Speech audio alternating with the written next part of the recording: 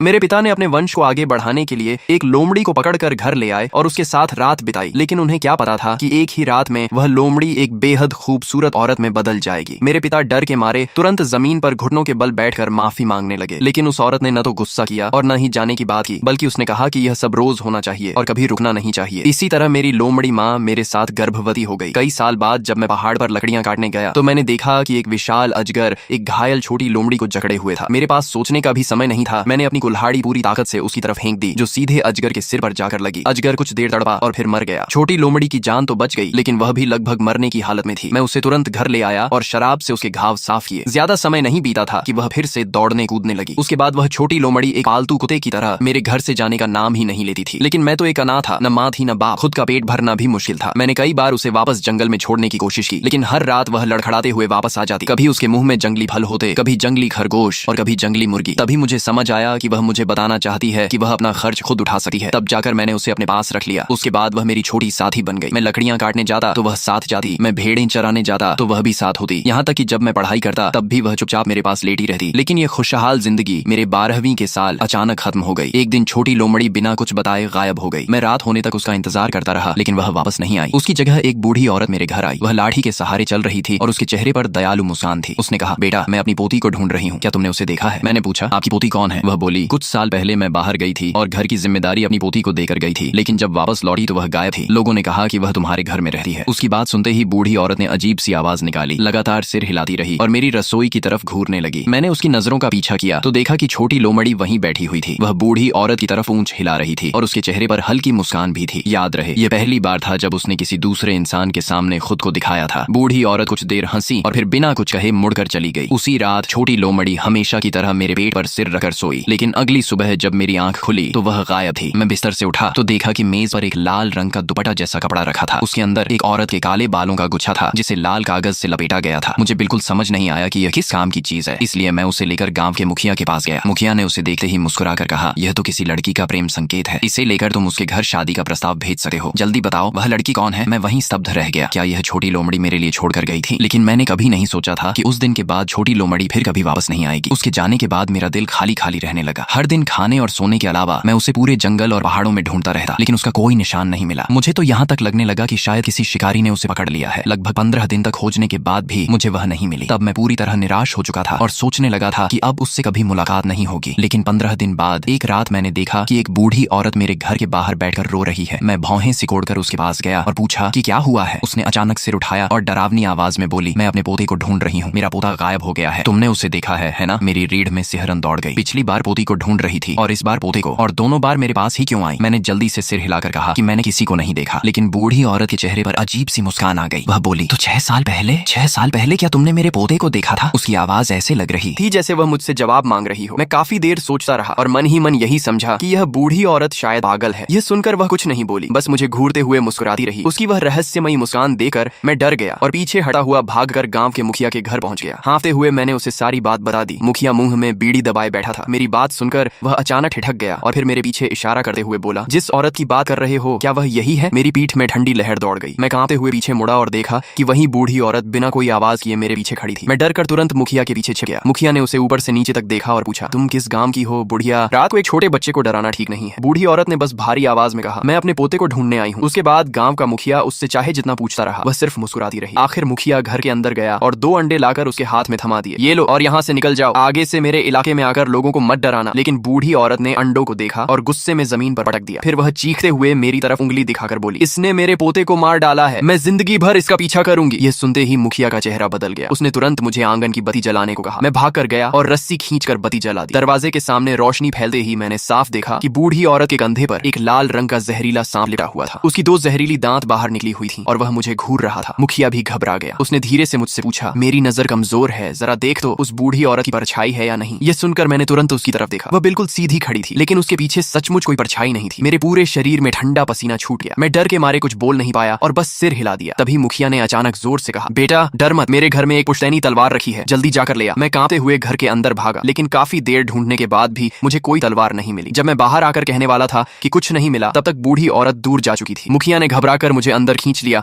और दरवाजा कसकर बंद कर दिया। फिर बोला, पगले कैसी तलवार? मैंने उसे बहलाने के लिए झूठ बोला था, तेरे पीछे कोई अशुभ चीज पड़ गई है। इतना कहकर उसने घर की बत्ती बुझा दी और धीरे से पूछा कि क्या मैंने पहाड़ पर किसी चीज को नुकसान पहुंचाया था। मैंने बहुत सोचा, बचपन से लेकर अब तक मैंने किसी इंसान का बुरा नहीं किया था। तभी मुझे 6 साल पहले की बात याद आई, जब मैंने उस छोटी लोमड़ी को बचाने के लिए एक सफेद सांप को कुल्हाड़ी से मार दिया था। मैंने ये बात मुखिया को बताई। ये सुनकर उसका पूरा शरीर कांप उठा। अरे मूर्ख लड़के, पहाड़ों में रहने वाली चीजों को ऐसे थोड़ी मारते हैं, अब तू बड़ी मुसीबत में है। उसने कहा कि अगली सुबह वह मुझे एक जानकार आदमी के पास ले जाएगा और आज रात मुझे उसके घर में ही सोना होगा। साथ ही चेतावनी दी कि रात में चाहे कोई भी आवाज दे, जवाब नहीं देना। उस रात मैं सचमुच चुपचाप लेटा रहा, लेकिन करीब आधी रात, शायद 11 बजे, बाहर से सरसराहट की आवाज आने लगी। उसके बाद वही बूढ़ी औरत के रोने की आवाज सुनाई दी। मैंने खिड़की से बाहर झांका तो एक झुकी हुई परछाई घर के बाहर घूम रही थी। चलते चलते वह अचानक खिड़की पर आकर चिपक गई, जैसे मुझे ढूंढ रही हो। मैं डर के मारे हिल भी नहीं पाया। तभी बगल वाले कमरे से मुखिया की आवाज आई, सिर कंबल में छिपा ले, मत देख। वह रोने की आवाज कभी पास आती, कभी दूर जाती रही। आखिर सुबह करीब 3 बजे जाकर सब शांत हुआ, लेकिन उसके बाद भी मैं कंबल से बाहर निकलने की हिम्मत नहीं जुटा पाया। पता नहीं कब मेरी आंख लग गई। फिर मैंने एक भयानक सपना देखा। सपने में वही सफेद सांप था जिसे मैंने मारा था। उसका शरीर खून और मांस से लथपथ था। वह मुझे घूर रहा था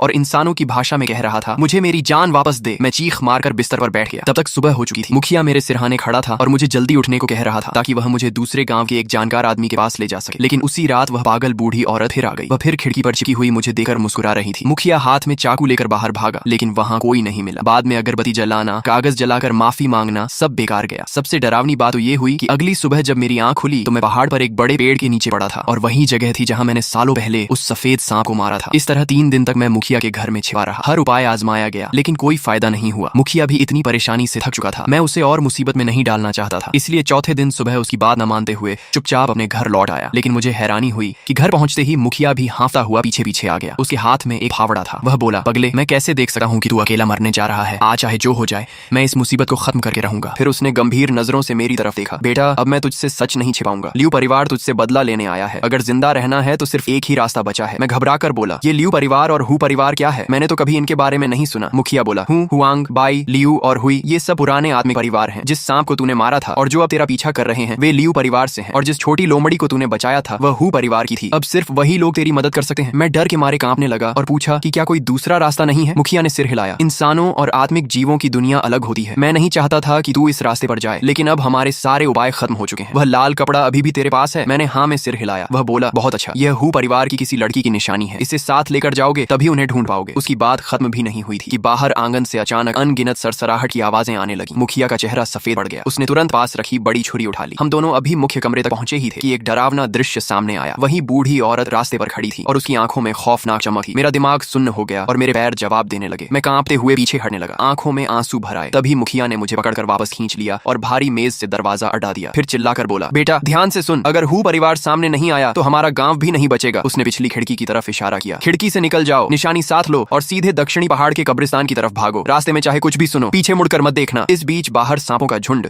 दरवाजे पर जोर जोर से टकरा रहा था। कुछ छोटे सांप तो दरवाजे की दरारों से अंदर घुसने भी लगे थे। मुखिया ने दांत भींच लिए और पूरे शरीर से दरवाजे को थाम लिया। मैं उस बूढ़े आदमी को देख रहा था और मेरी आंखों से आंसू बह निकले। मैंने जल्दी से वह लाल कपड़ा सीने से लगाया, पिछली खिड़की को लात मारकर खोला और अंधेरी रात में दौड़ पड़ा। मैं ज्यादा दूर भी नहीं भागा था कि पीछे से तेज सरसराहट सुनाई दी। एक लाल रंग का जहरीला सांप मेरा पीछा कर रहा था। उसकी रफ्तार इतनी तेज थी कि वह लगभग मेरे पैरों तक पहुंच गया था। मेरा दिल बैठ गया। तभी मेरा पैर फिसला और मैं आगे की तरफ गिर पड़ा। उसी पल बगल की झाड़ियों से एक सफेद परछाई बिजली की तरह बाहर निकली। उसके मुंह से जानी पहचानी लोमड़ी की आवाज निकली। मैंने ध्यान से देखा तो वह वही छोटी सफेद लोमड़ी थी, लेकिन अब उसकी 2 पूंछ थी। वह बिना डरे उस जहरीले सांप पर टूट पड़ी और उससे लड़ने लगी। मैंने देखा कि दोनों आपस में बुरी तरह लड़ रहे थे। ये देखकर मैंने तुरंत अपनी लकड़ी काटने वाली बड़ी छुरी उठाई और उनकी मदद करने के लिए दौड़ने लगा। लेकिन तभी छोटी लोमड़ी ने अचानक उस जहरीले सांप की पूंछ अपने मुंह में दबोच ली और पलक झपकते ही उसे घसीटते हुए काले घने जंगल के अंदर गायब हो गई। मैं उसके पीछे भागना चाहता था, लेकिन जंगल इतना अंधेरा था कि रास्ता तक दिखाई नहीं दे रहा था। तभी रात की ठंडी हवा का झोंका आया और मेरे नाक में एक जानी पहचानी खुशबू पहुंची। ये वही खास खुशबू थी जो हमेशा छोटी लोमड़ी के शरीर से आती थी। उसी पल मुझे सब समझ में आ गया। वह कभी कोई साधारण लोमड़ी नहीं थी, वह सचमुच एक लोमड़ी देवी थी। उसे दोबारा देखने के बाद मेरे दिल का काफी डर खत्म हो गया, लेकिन मेरे पास रुकने का समय नहीं था। गांव के मुखिया दादा अभी भी मेरी वजह से खतरे में थे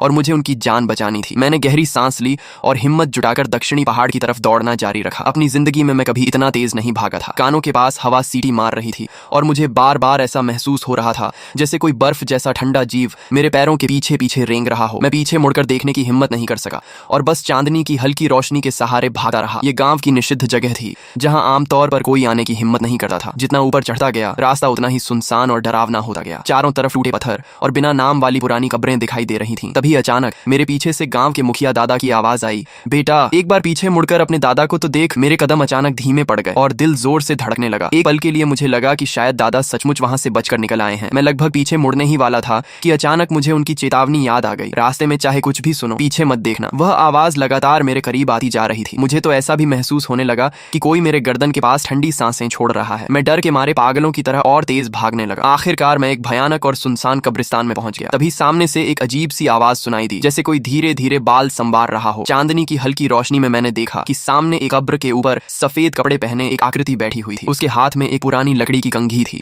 और वह धीरे धीरे अपने बहुत लंबे बालों को संवार रही थी। उसके काले बाल जमीन तक घिसट रहे थे और वह पीठ करके चुपचाप बैठी हुई थी। तभी वह सफेद आकृति धीमी आवाज में बोली, लड़के मेरे बाल देखो, क्या ये सुंदर है। उसकी आवाज सुनते ही मेरा पूरा शरीर जम गया। तभी मुझे डरावनी सच्चाई का एहसास हुआ। वह मेरी तरफ पीठ करके नहीं बैठी थी, बल्कि शुरू से ही मेरी तरफ मुंह करके बैठी थी। अगले ही पल उसने अपने चेहरे पर लटक रहे बिखरे बालों को हटाया और एक सफेद डरावना चेहरा सामने आ गया। यह दृश्य देखते ही मेरे पैरों से ताकत निकल गई और मैं जमीन पर गिर पड़ा। उसी समय मेरी बाहों में दबा लाल कपड़ा और बालों का गुच्छा भी लुढ़कर बाहर गिर गया। वह महिला आत्मा अचानक चीख उठी और मेरी तरफ झपट पड़ी। उसी समय पीछे की झाड़ियों से वह लाल जहरीला सांप भी निकल आया और अपने जहरीले दांत दिखाते हुए सीधे मेरे गले की तरफ बढ़ा। मेरे सामने भूत और पीछे सांप था। मेरे हाथ में सिर्फ लकड़ी काटने वाली छुरी थी। उस पल मुझे लगा कि अब मेरा बचना नामुमकिन है। लेकिन ठीक उसी समय जमीन पर पड़ा लाल कपड़ा अचानक लाल रोशनी से चमक उठा। उसके अंदर रखा काले बालों का गुच्छा बिना हवा के अपने आप जलने लगा और फिर धुएं की एक पतली लकीर बनकर आसमान की तरफ उड़ गया। ऐसा लगा जैसे समय उसी पल रुक गया हो। हवा में झपटी हुई वह महिला आत्मा अचानक किसी अदृश्य दीवार से टकरा गई और दर्द भरी चीख मारने लगी। वह डरकर चिल्लाई, हूँ परिवार की पवित्र अग्नि, जैसे उसने अपने सबसे बड़े दुश्मन को देख लिया हो। अगले ही पल वह काले धुएं में बदल गई और तेजी से वापस अपनी कब्र में घुस गई। वहीं वह भयानक लाल सांप भी अचानक अपनी सारी ताकत खो बैठा। वह धप से जमीन पर गिर पड़ा और डर के मारे अपना सिर मिट्टी में छिपा लिया। उसका पूरा शरीर कांप रहा था और उसमें भागने की भी हिम्मत नहीं बची थी। मैं जोर जोर से सांस लेने लगा। मेरी पीठ पसीने से भीग चुकी थी और मैं अभी तक इस भयानक घटना से उबर नहीं पाया था। तभी अचानक एक ठंडी हवा उठी। उसके साथ एक भारी और लयबद्ध ढोल जैसी आवाज पूरे कब्रिस्तान में गूंजने लगी। अगले ही पल आसमान से सफेद कागज के नोट उड़ने लगे, जैसे बर्फबारी हो रही हो। दूर काले जंगल के अंत में अचानक दो सफेद लालटेन जल उठी। वे हवा में झूलती हुई धीरे धीरे मेरी तरफ बढ़ने लगी। जैसे जैसे वे करीब आईं, घने कोहरे के बीच से एक सफेद पालकी दिखाई देने लगी। मेरा दिल धड़क उठा। मुझे लगा कि अभी जो धुआं आसमान में गया था, शायद उसी ने हूँ परिवार को खबर पहुंचा दी है और यह उनकी मदद के लिए आई पालकी है। मैं जल्दी से उसकी तरफ बढ़ने लगा, लेकिन मैं कुछ ही कदम चला था कि पालकी के दूसरी तरफ के अंधेरे से एक डरावनी आवाज सुनाई दी, तुम कहाँ हो? बाहर आओ और पालकी में बैठ जाओ, दादी तुम्हें घर छोड़ देगी। यह आवाज हवा के साथ मेरे कानों तक पहुंची और मैं तुरंत पहचान गया कि यह उसी पागल बूढ़ी औरत की आवाज थी। वह बोलते बोलते मेरी तरफ बढ़ रही थी। मैं डर के मारे कांपने लगा। मैंने चमकते हुए लाल कपड़े को कसकर पकड़ लिया और एक कब्र के पत्थर के पीछे छिप गया। ऐसा लग रहा था कि वह अभी अभी जले बालों की गंध सूंघ चुकी थी और उसी गंध का पीछा करते हुए धीरे धीरे मेरी तरफ आ रही थी। आखिरकार उसके काले कपड़े वाले जूते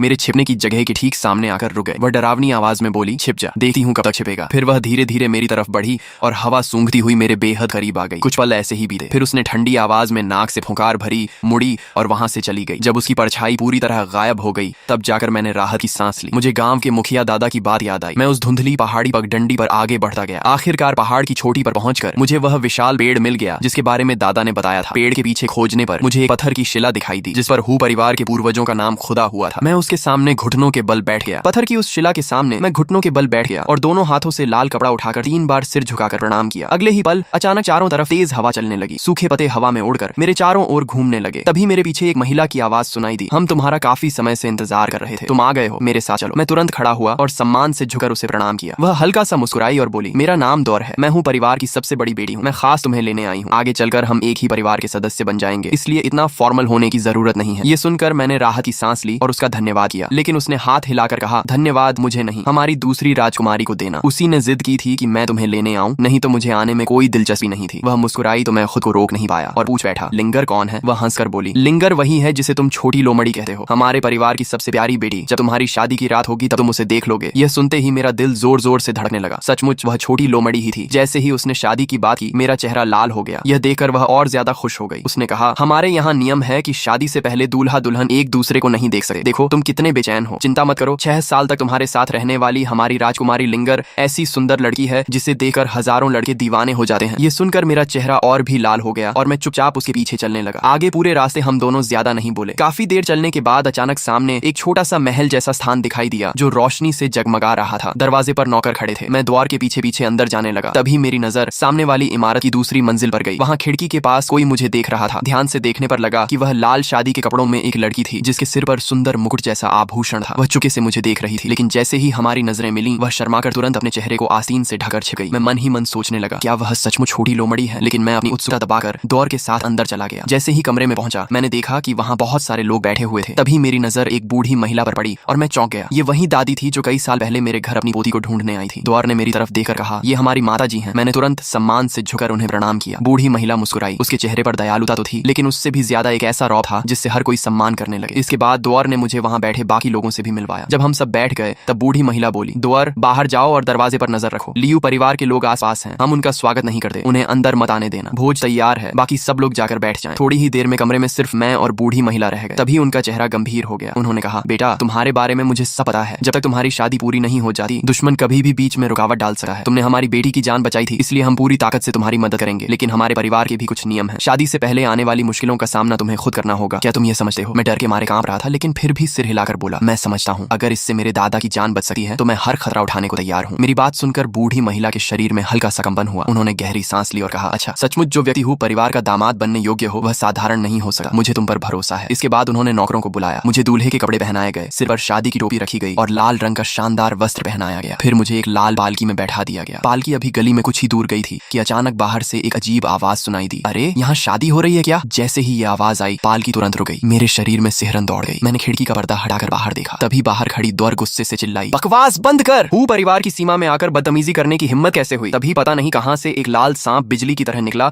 और सीधा पालकी के अंदर घुस आया। उसने मेरी कलाई पर जोर से काट लिया। दर्द से मैं जोर से चीख पड़ा। उसके बाद मेरी चेतना धीरे धीरे धुंधली होने लगी। मुझे बस इतना याद है कि हूँ परिवार के लोग मुझे संभाल कर एक बड़े हॉल में ले गए। जब दोबारा मेरी आंख खुली तो मैंने खुद को एक कमरे में पाया। चारों तरफ लाल रंग की शादी की सजावट थी और दीवारों पर शुभ चिन्ह लगे हुए थे। कमरे के बीचों बीच एक बिस्तर था जिस पर लाल घूंघट ओढ़े एक दुल्हन बैठी हुई थी। तब मुझे समझ आया कि यह हमारा विवाह कक्ष है। मुझे अचानक अपनी कलाई का घाव याद आया। मैंने जल्दी से कपड़े हटाकर देखा। वहाँ सिर्फ 2 हल्के दांतों के निशान बचे थे और किसी ने पहले ही दवा लगा दी थी। उसी समय मुझे गांव के मुखिया दादा की याद आई। मैं सोचने लगा कि मेरी शादी तो हो रही है, लेकिन पता नहीं गांव में सांपों का हमला रुका या नहीं। मैं तुरंत बिस्तर से कूदकर बाहर जाने लगा। तभी दुल्हन की आवाज आई, तुम कहाँ जा रहे हो? मैंने जल्दी से जवाब दिया, मुझे अपने गांव के मुखिया दादा के पास जाना है, पता नहीं वहाँ क्या हालत होगी। ये कहकर मैंने दरवाजा खोला, लेकिन जैसे ही दरवाजा खुला बाहर दौर खड़ी दिखाई दी। उसने मुझे तुरंत रोक लिया और बोली, तुम कहीं नहीं जाओगे। अगर तुम अभी इस कमरे से बाहर निकले तो हमारी लिंगर का क्या होगा? इतना कहकर उसने मुझे वापस कमरे में धक्का दे दिया और बाहर से दरवाजा बंद कर दिया। मैं कुछ समझ पाता उससे पहले ही कमरे के अंदर बैठी दुल्हन भी बोल उठी, अगर तुम आज रात चले गए तो मैं रो दूंगी। मैं पूरी तरह असहाय हो गया। मैंने उसे समझाने की कोशिश की, मैं बस गांव जाकर दादा को देखना चाहता हूँ, मैं भाग नहीं रहा। लेकिन उसने कहा, तुम हूँ परिवार से बाहर जा ही नहीं सकते। मुझे उसकी बात पर विश्वास नहीं हुआ। मैं दरवाजे तक गया और पूरी ताकत से उसे खींचा, लेकिन वह बाहर से बंद था। मैं परेशान होकर सोच ही रहा था कि अब क्या करूं। तभी दुल्हन ने कहा, अगर तुम सच में जाना चाहते हो तो मैं तुम्हारे साथ चल सकती हूँ, मुझे बाहर निकलने का तरीका पता है। मैं ये सुनकर खुश हो गया, लेकिन उसने तुरंत सिर हिलाकर कहा, नहीं अभी नहीं, पहले तुम्हें मेरा घूंघट उठाना होगा। माँ ने कहा है कि यह काम सिर्फ दूल्हा ही करेगा। उसके बाद हमें शादी की रस्म के अनुसार साथ में शराब भी पीनी होगी। मैं बेचैन होकर दरवाजे की तरफ देखने लगा। समय बर्बाद करने का मौका नहीं था, इसलिए मैं जल्दी से उसके सामने पहुंचा और उसका घूंघट उठाने के लिए हाथ बढ़ाया, लेकिन वह नाराज होकर बोली, हाथ से नहीं, वहां रखी हुई लकड़ी की छड़ी से उठाओ। मैं मन ही मन हैरान रह गया। मैंने सोचा ये लड़की कितनी नियमों वाली है, लेकिन मेरे पास कोई और रास्ता नहीं था। मैं मेज के पास गया, वह छड़ी उठाई और वापस उसके सामने आ गया। उसी समय मैंने देखा कि उसने अपने दोनों गोरे हाथों से अपने कपड़ों को कसकर पकड़ रखा था। ऐसा लग रहा था